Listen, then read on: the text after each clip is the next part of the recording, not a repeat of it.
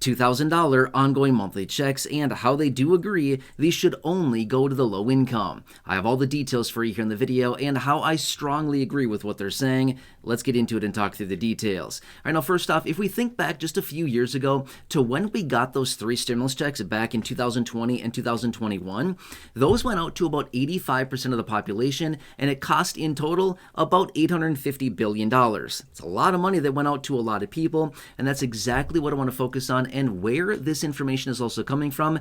As they suggest, $2,000 ongoing monthly checks only focused on the low income, not 85% of the population. Now here's the thing as well. Depending on who you talk to or what you read out there, there's a lot of reports on both sides here that say, oh, yes and no.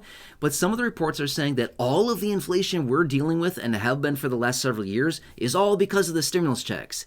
I don't agree with that. I do agree that the stimulus checks certainly did add some inflation, but definitely not all of it. I mean, there's just no possible way. During that time a few years ago, they printed $6 trillion. Well, $850 billion of that was in the form of stimulus checks. What happened to the other $5.15 trillion? You know what I'm saying? So that is where a lot of that inflation came from. But don't get me wrong, stimulus checks, yes, certainly did add to some of that inflation.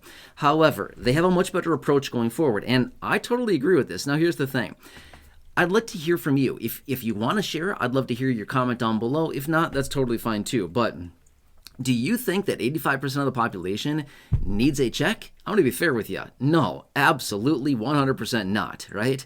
I mean, maybe like 25, 30-ish, maybe 50% of the population would need something like that. Not 85%. That's a big problem, and why we had, even a year after the stimulus checks were distributed, we collectively, the people across the entire country, about 334 million people across the United States, had collectively $2.1 trillion in savings. No wonder why we've been dealing with inflation for so long, right? Because we had all this money there, it gave us all this extra buying power, and we've continuously spent it, right? A lot of people are out of money and have been for years, but my point is that's what continued to fuel the inflation for many years and why we're still dealing with it many years later now in 2025.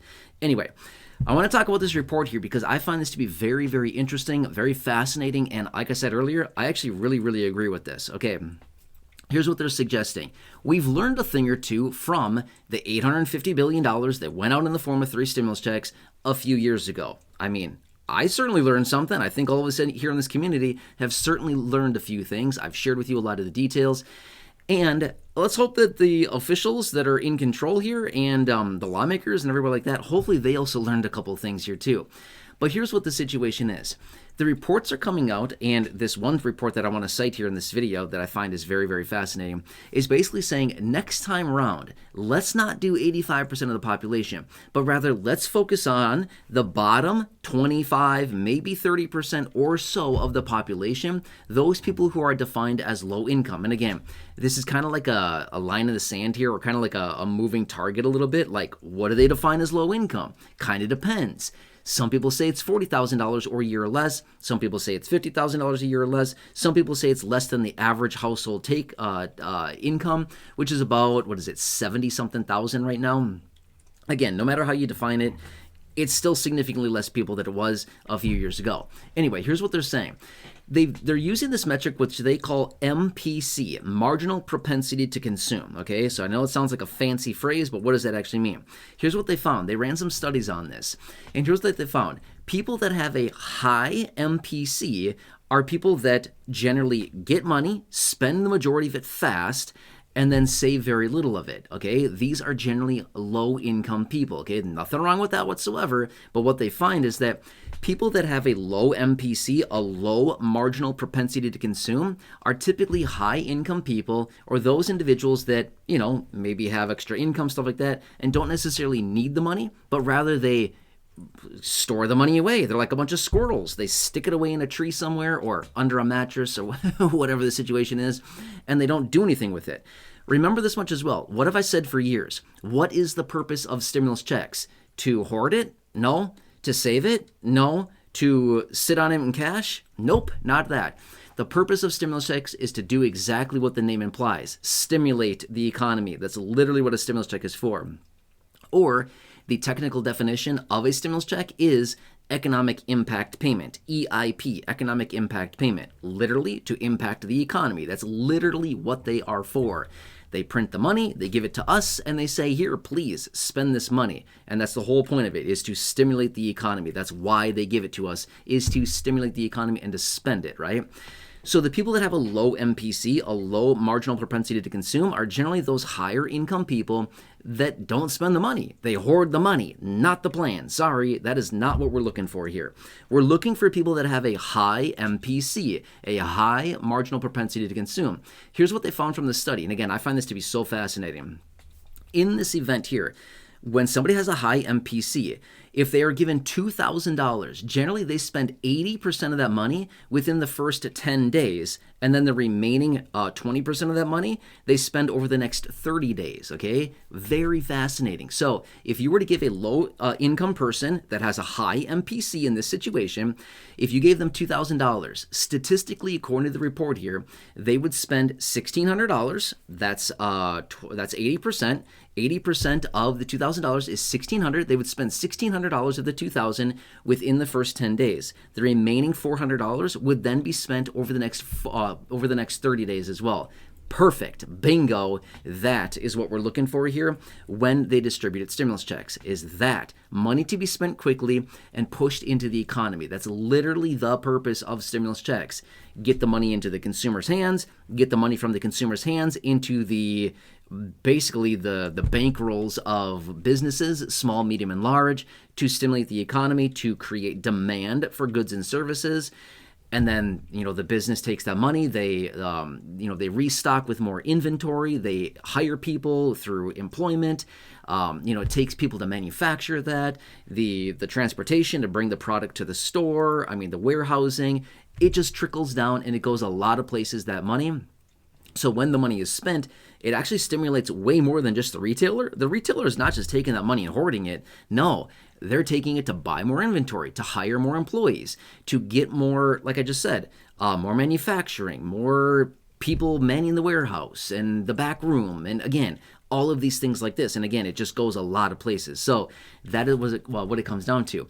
Now, what's interesting about this is that in the event, if they highlighted just the lowest income people, and again, whoever, whatever the line in the sand is, whether it's $40,000 a year of income or less that they define as low income, 50 grand a year or less, I don't know, whatever they determine this as. But whatever this comes out to be, it's probably going to be like maybe 50 million people, maybe 100 million people, whatever. Again, depends on where that line is. It'd be a significantly less margin of people that would actually get money in this case. What they found as well is they could actually send out multiple $2,000 monthly payments, basically for the same thing that it cost us a few years ago for the $850 billion to send out 3 checks to 85% of the population. Does that make sense? Right? So they could actually send out ongoing $2,000 monthly checks for at least a few months, just highly focused on the low income, and they would have the same stimulative effect on the economy because they're basically sending out, money to people that would spend it quickly. And then we wouldn't have all this lagging inflation like we've been seeing for the last several years here because of all the money that was not spent and stimulated, but rather it was just hoarded and then pulled out at some point in the future, a year, 2 years, 3 years later, to buy things. And then ultimately that just leads to more prolonged inflation. Does that kind of make sense? Very good report. Like this report, very cut and dry, very clear, and it shows us exactly the steps that we need to do next time. Now, the big question would be,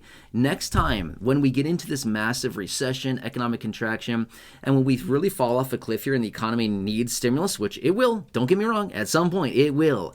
It will need stimulus, and it's going to need a lot of it at some point. When is that going to be? Not quite sure yet, but there will be a day when this happens again. Things are going to hit the fan, and they're going to print a bunch of money, and they're going to do the same old thing they always do, is stimulate. It happens all the time, okay? This is not like a new thing. Stimulus checks and stimulus is not a new concept. It's been around for a very long time, and they've been doing it for a long time. But my point is, when this happens, do you think that they possibly learn something like, hey, we blew it last time, we printed way too much money, we pushed it out to way too many people, let's maybe lower that, hand it out to just the people that need it, just the people that we know will stimulate, do what we want with the money, essentially what it is, and then maybe kind of shore these things up a little bit, and we won't deal with all these prolonged effects like what we're still dealing with, which is all this heightened inflation and everything like that.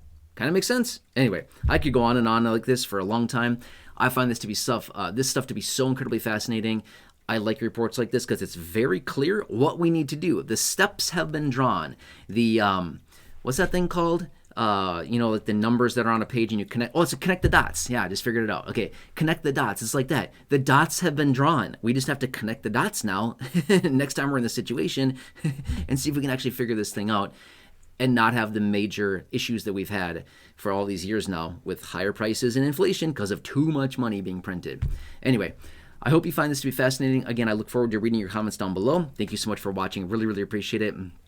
If I can ask a huge, huge favor of you, please, if you're new here, if you have not done so yet, make sure to subscribe to the channel. It is 100% free to do so. There's a big subscribe button down below the video. Thank you so much. I really, really appreciate that. Also, if you have not done so, please feel free to share this video. There's a share button down below. If you can think of just 1 or 2 people that benefit from knowing this channel or me or this video right here, please feel free to share this with them. I truly do appreciate that. Thank you so much. As I've always said, the more people we have here in this community, the more influence and impact that we have when we create these videos and the requests on lawmakers to do something for the low income. I mean, seriously, do something. You know what I'm saying, right? Anyway, it's like, it should be more like my tagline. Just do something. Just get something done. Be productive already. Anyway, I'm here for you. Thank you so much for watching this. Please check out the well over 5,000 videos here on the channel in the video library. Otherwise, down below in the description of the top of the comment section, I've hand-selected some very popular videos for you there. Check those out. Or right now, popping up your screen as well, you'll see some videos there. Check those out. Otherwise, please just have a nice day. That's all that really matters. And I hope to see you again soon in the next video. Thank you again so much for your support. I truly, truly appreciate it.